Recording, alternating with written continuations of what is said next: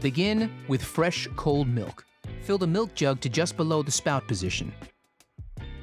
Give the steam wand a purge, removing any condensed water by lifting the steam lever.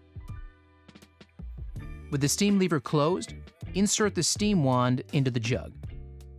You're looking for about 1 to 2 centimeters below the surface of the milk.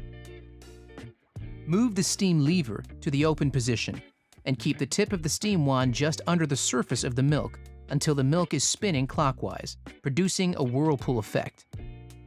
With the milk spinning, slowly lower the jug. This will bring the steam tip closer to the surface of the milk and start to introduce air into the milk. You may have to gently break the surface of the milk with the tip to get the milk spinning fast enough. Keep the tip at or slightly below the surface while continuing to maintain the whirlpool. Texture the milk until sufficient volume is obtained.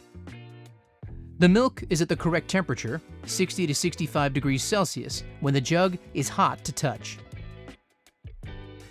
Once the desired temperature is reached, move the steam lever to the closed position before taking the tip out of the milk.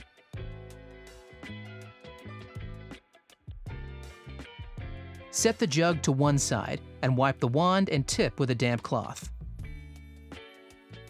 Position the steam tip above the drip tray and lift the steam lever to purge out any residual milk. Then, pull the lever down to the closed position. Tap and swirl the jug on the bench to collapse any bubbles. Now, you are ready to create latte art. Remember, different brands and types of milk and milk alternatives will texture differently, so you may need to adjust your texture levels accordingly.